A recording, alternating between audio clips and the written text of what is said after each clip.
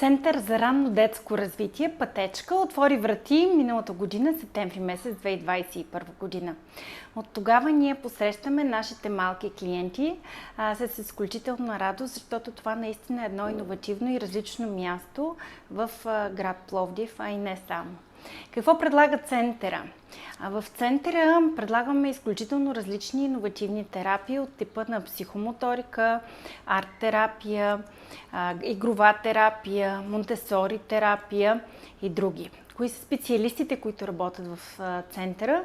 Център разполага, разбира се, с психолог и клиничен психолог, логопед, невролог, специален педагог, както и с психомоторни и арт-терапевти. Какво представляват различните интервенции, които предлагаме? На първо място психомоториката, тъй като психомоториката е изключително иновативен метод и много рядко се среща в България, не само в България. Измислен е от един френски професор в края на миналия век. Психомоториката помага изключително много за ранното двигателно, социално, когнитивно и ментално развитие на децата.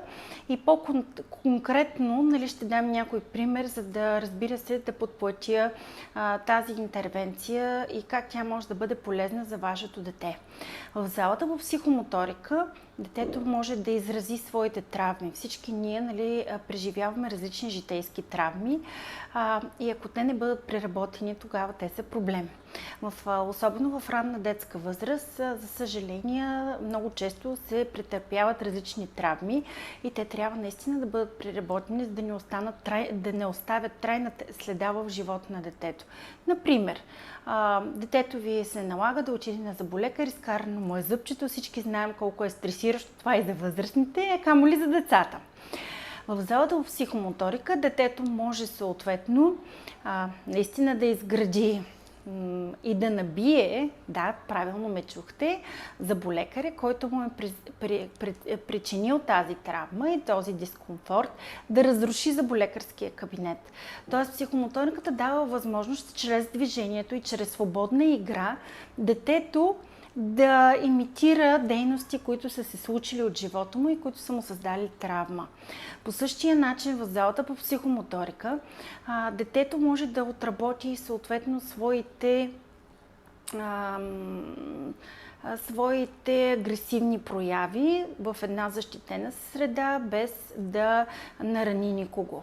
В залата по психомоторика е много подходящо, ако предстои на вашето дете да започне детска градина или ясла. Защото имаме възможност в рамките на, пак казах, свободна игра за детето, то да се научи да създава връзки и съответно да се адаптира по-лесно към всичко ново, което се случва в живота му. Още веднъж казах, че в рамките на свободна игра всичко се случва. За детето просто той идва на това място, то красиво, обезопасено място, където има специално обучени психомоторни терапевти, които фасилитират играта, но всъщност за това има много психология и не само. И помагат на детето да преодолее всички травми или пък поведенчески проблеми, което той е получил по някакъв начин. Също така психомоториката е много подходяща и за тези деца, които имат изоставане в развитието, защото тя дава възможност да стимулира, както казах, абсолютно всички центрове и всички структури, които трябва да се случат в развитието на детето. Какви други интервенции предлагаме? Следващата интервенция, която предлагаме, е Монтесори терапията. При нас има възможност съответно деца с забавено развитие или деца, които им предстои да започнат детска градина или училище, да имат индивидуални или в малки групи Монтесори занятия, за да могат да се подготвят да влезат в групови занятия в училища или детски градини. А така също предлагаме и Монтесори за деца в норма при малки бебенца от 0 до 3 години, където всъщност в присъствието на мама или на татко и малкото човече ги учим взаимно как могат да изпълняват различни Монтесори занятия в къщи за максималното развитие на детето. Какво още? Изключително популярни са арт-терапиите.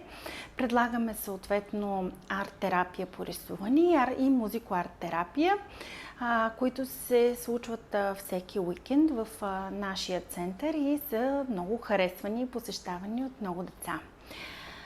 Какво друго? Игровата терапия. Игровата терапия е също изключително нова и щадяща интервенция. Тя дава възможност дори на невербални деца да я извадят съответно и да преработят своите травми. Много е подходяща и игровата терапия за деца, които са преживяли силен стрес, било то в семейна среда или в детска градина. И хубавото на тази терапия е, че дори детето да е невербално, дори детето да е много малко, чрез играта могат да се преодолеят тези травми. Какво друго иновативно ние предлагаме? Освен вече споменатите терапии и интервенции, имаме още две, които са изключително иновативни и рядко срещани. Това са именно краниосакралната терапия, която е изключително мек, неинвазивен и полезен начин за терапевтиране на деца и съответно на техните родители, както и пренатална соматотерапия. При нас не случайно всяко посещение започва с обследване, интервю, което правим с родителите и съответно обследване относно развитието на детето. И самото интервю с родителите започва още по време на бременност и какво се случва още дори преди бременността с детето. Дали е искано, дали е чакано, как е преминала бременността, защото това са изключително важни факти и последствия в развитието на детето. Освен това, в нашия център съответно може да получите и цялостна оценка на развитието на детето, логопедична, психологична, когнитивна, двигателна и емоционална оценка на детето, която е изключително важна, за да знаем съответно как да продължим в работата с развитието на детето по холистичен начин. Най-важното е, че всички ние работим в екип. Аз изброих какви специалисти имаме. Това за клиничен психолог, психолози за възрастни, психолози за деца, логопеди, арт-терапевти, психомоторни терапевти, игрови терапевти, невролози, специалисти по ранно детско развитие, педиатри и специални педагози и всички ние заедно съответно работим върху всеки случай в Център за ранно детско развитие Пътечка.